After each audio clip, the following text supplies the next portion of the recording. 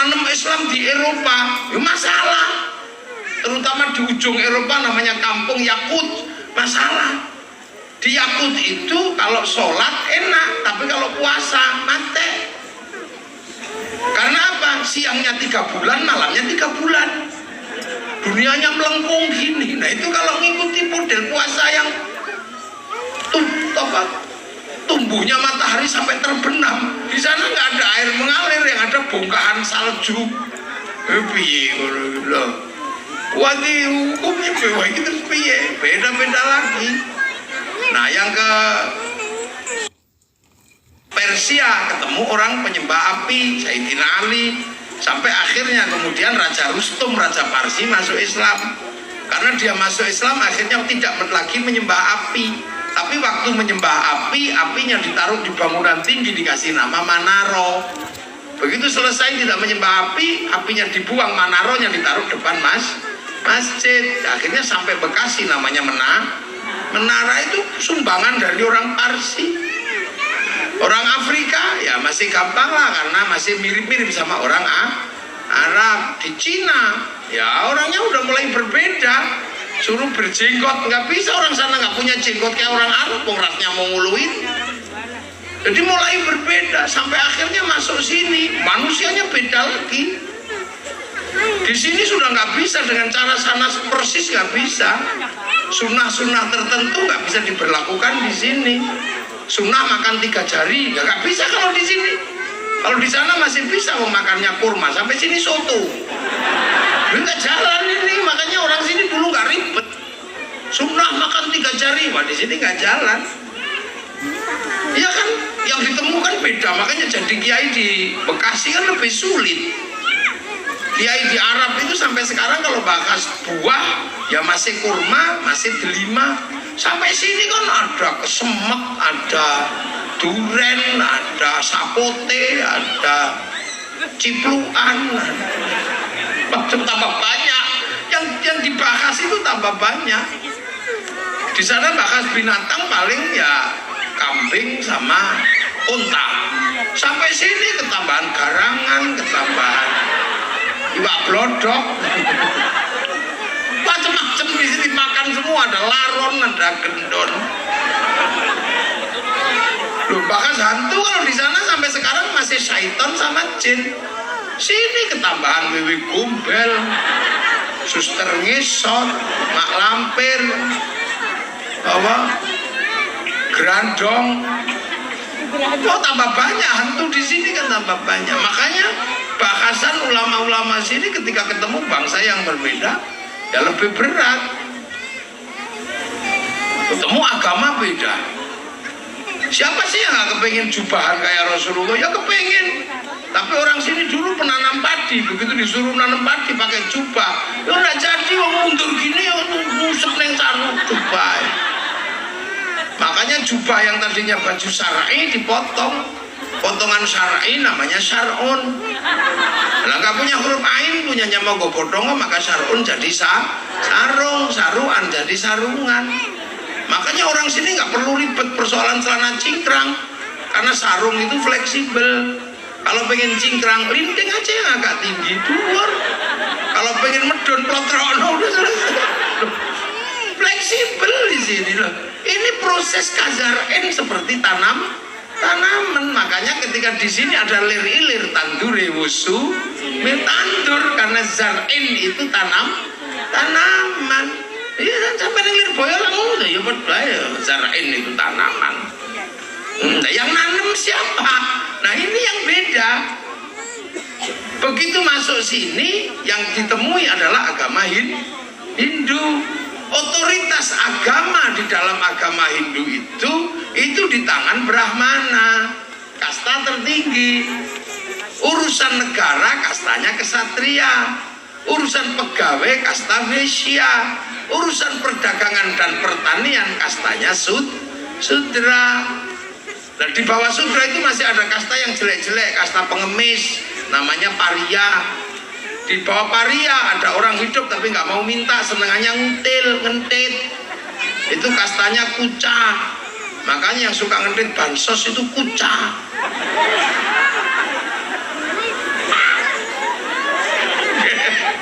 Di bawah kucak itu ada meleka, maling tapi masih malu. Malam-malam dele-dele juga pintu gitu.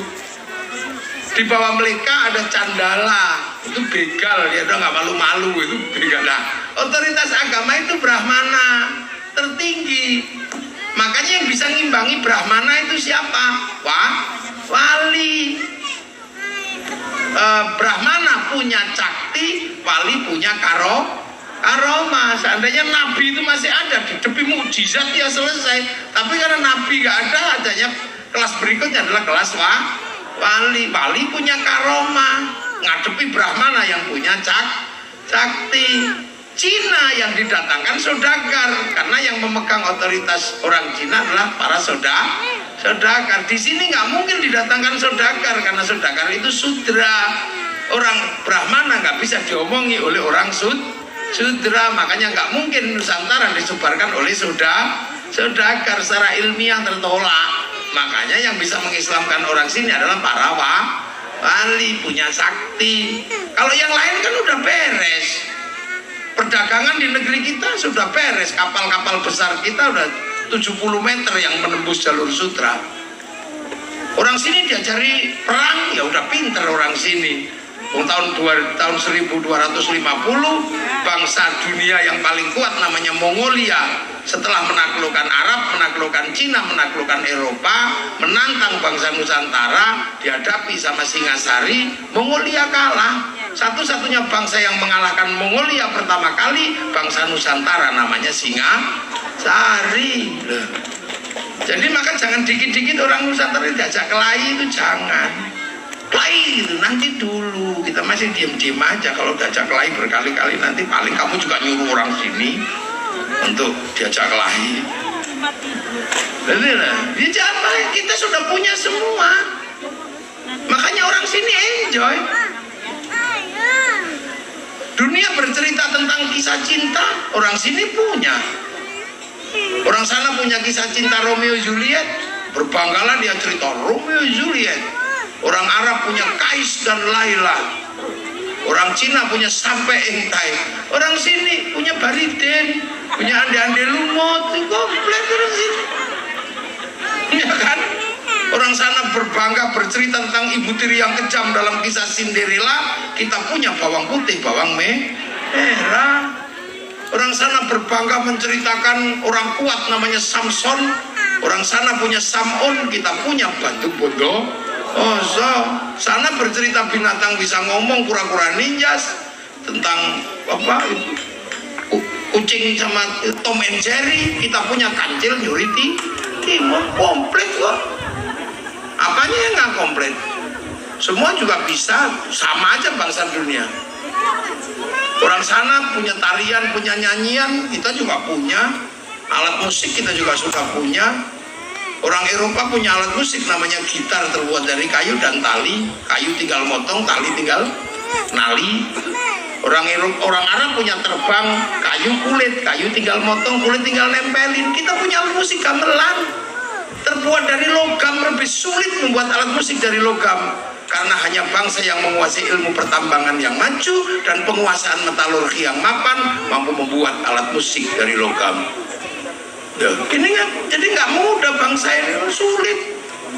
Kita punya semua, makanya indah. Makanya hal-hal yang lain beres. Kita disuruh bikin masjid yang besar-besar. Nenek moyang kita udah jago bikin tempat ibadah yang besar, Borobudur, Prambanan. Jadi kalau bikin masjid kecil, malu sama nenek moyang kita. Nah ya kan? Orang sini didatangi sholawatan gini seneng. Ya orang sini hobinya nyanyi dari dulu. Loh ya kan? Makanya ada slangnya nyanyi, ada Romai Ramai nyanyi, Adela ya nyanyi. Apalagi ada benderanya. Orang sini mah hobi nyanyi. Apalagi di Jawa di tempat saya itu, lihat mentok aja nyanyi. Tok mentok tak kandani nyanyi. Gitu, lihat apa bintang yang tawa ngono lintang cahayu bojone minggat nyanyi dan Kaliostri nyanyi.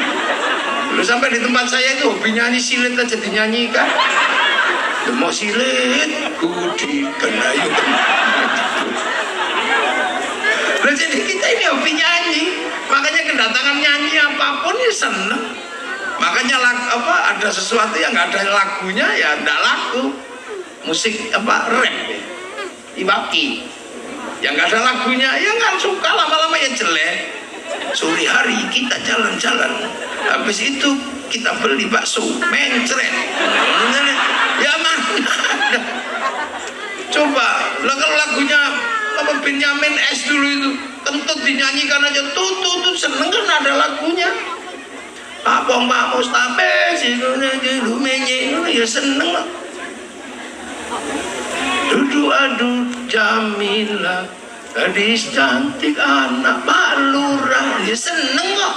Padahal ya cantik anak Pak Lurah, terus istimewanya apa ya sama aja. Seneng, makanya sekarang kita juga seneng deh. Ini sholawatan ada lagunya ya seneng. Yang suka dangdut ya dangdutan. Ya Rasulullah salamun alaik deneng. Yang suka Jawa ya Nabi salam alaika, ya Rasul salam alaika, Anglia numpak perahu layar ya seneng. Yang orang Sunda ya Rasulullah salamun alaik, es lilin macet ala pamuda gitu. Yang orang Banjar Masin sana ya Rasulullah salamun alaik ya Rafi'ah janiba taruji. Itu kan kota baru gunungnya Bamega.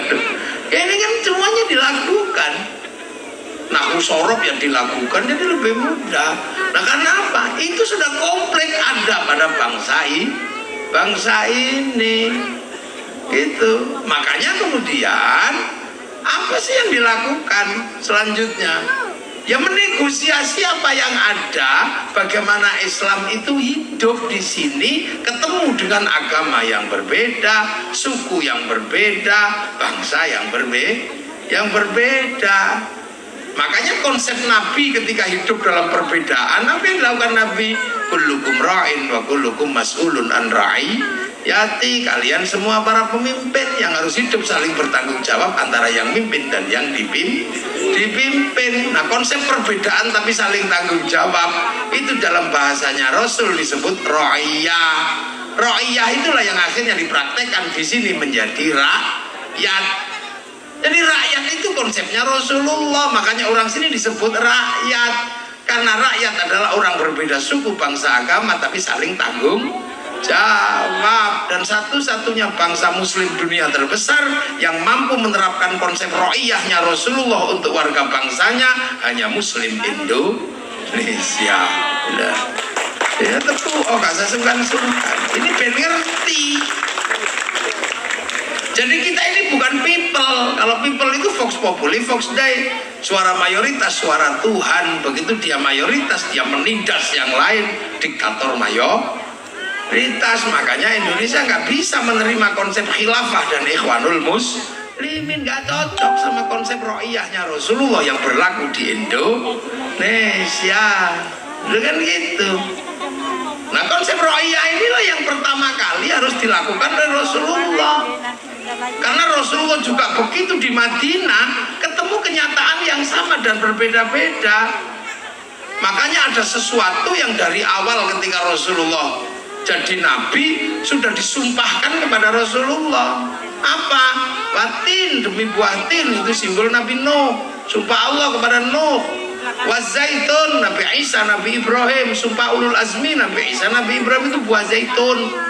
Terhadap Nabi Musa, Wapuri sinin, gunung Tursina. Tapi begitu Nabi Muhammad sumpahnya apa? Wahadal baladil amin, dan demi keamanan bangsa dan negara. Karena Rasulullah itu hidup sudah ketemu bangsa yang berbeda-beda, negara yang berbeda-beda. Untuk apa? Menjaga manusia. Karena keamanan bangsa dan negara itu untuk jaga lakot kholaknal insana fi aksani takwe. Manusia yang baik ini harus dijaga. Kalau nggak dijaga manusia ini rusak. Ya kan, manusia kalau nggak dijaga rusak. Nah, agar manusia ini terjaga tanpa ada kontrol sekalipun, bisa self kontrol, harus dijaga oleh agama. Maka harus ada amanu wa amilus lihat ada agama dan ada kelakuan baik. Manusia akan terjaga, yang mampu menjaga tanpa harus ada kontrol itu adalah agama. Tapi manusia yang baik, agama yang baik tidak akan pernah ada kalau tidak tercipta keamanan bangsa dan negara. Loh, ayo, itu kan wahadal baladil amin laqad khalaqnal insana fi ahsani taqwim tsumma radadnahu asfala safilin illal ladzina amanu wa amilus sholihat. Ini manusia harus dijaga. Kedokteran jaga manusia, ilmu sosial jaga manusia, agama jaga manusia. Otoritas ini dilakukan oleh kiai agama ini, tapi penjagaan manusia dan agama oleh negara. Wahadal baladil amin. Maka Rasulullah membentuk piagam Madinah yang isinya antar suku, antar bangsa, antar agama. Kesepakatannya adalah membentuk Madinah yang damai. Itu makanya sampai sekarang proses membentuk itu di zaman Rasul ada yang ketemu, ada yang enggak. Yang untuk membentuk bangsa yang aman sampai harus perang, ada yang mati di perang Badar, nggak ketemu. Jadi nggak pernah merasakan baladil amin karena mereka sudah mati duluan. Ada yang di perang Uhud mati, jadi nggak sempat ketemu Rasulullah membentuk masyarakat yang baik ini. Makanya kalau ayat itu selesai dibaca, kita yang menyaksikan kenyataan itu bahwa itu terjadi keamanan bangsa dan negara, kita disuruh melanjutkan dalam sebutan kita bala wa ana ala dzalika minasyahidin. Iya ya Allah, saya jadi saksi ternyata benar tercipta baladil amin. Karena sebelumnya nggak kebayang akan terbentuk. Seolah-olah Islam itu ketika hadir harus menghilangkan semua agama sebelumnya, menghilangkan semua peradaban sebelumnya. Enggak, ternyata innama bu'istu liutammima makarimal akhlak. Aku menyempurnakan aja dari yang dulu, yang tadinya terbang untuk alat-alat setan, tiba-tiba kemudian oleh Rasul jadikan alat untuk selawatan. Ya sama, yang tadinya terbang itu untuk telanjang gini musik utuh gitu diambil. Makanya zaman Nabi itu iblis stres karena alat-alat setannya banyak diambil untuk kebaikan. Gitar tadinya untuk diambil nasidaria jadi perdamaian. Akikoh yang tadinya dipakai oleh iblis untuk menyesatkan manusia ketika lahir biar kayak singa, dipotongkan darah singa tuh ini diambil sama Rasulullah, lahirnya tetap akikohnya diganti kambing. Lu gitu agama itu kalau bisa yang jelek-jelek kita bawa ke arah yang baik, jangan yang sudah ada malah banyak diharamkan, akhirnya perbendaharaan haram jadi lebih banyak. Nah itu tercipta keamanan bangsa dan negara. Makanya di sini ketika Islam sudah mulai jalan, ya yang baru ya hayu ya qayyum, bisanya baru yo kayuku yo kayumu, nggak apa-apa. Iya kan, yang tadinya baru bisa diajari sholat 1 waktu, ya nggak apa-apa. Mulai nama, kalau nama Muhammad kok masih kepanjangan, kasih nama Mat, itu aja kan. Sayyidati kok kepanjangan Siti, itu sudah. Orang dulu begitu, jadi yang penting ada Bismillahirrahmanirrahim, ya Bismillahirrahmanirrahim. Apa yang diajarkan Rasulullah dikompliti. Syahadat ya diajarkan, sholat ya kalau paket komplitnya 5 kuat ya nggak apa-apa, tapi kalau seminggu sekali Jumatan toh ya nggak apa-apa. Wong itu pelajaran dasar. Atau paket irit setahun sekali Lebaran ya nggak apa-apa. Lo kan yang penting punya paketan kan. Loh iya diajarkan gitu. Sampai sekarang kan masih.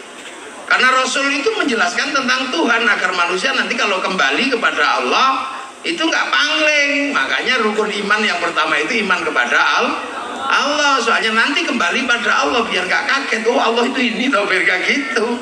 Maka diajarkan ya Allah, ya Allah, ya Allah, ya Allah, ya Allah, ya Allah. Gitu. Nah itulah pelajaran yang kemudian diteruskan oleh Syekh Abdul Qadir kan gitu. Pelajaran Bismillahirrahmanirrahim sebut asma Allah. Nah itu pelajaran Rasul yang paling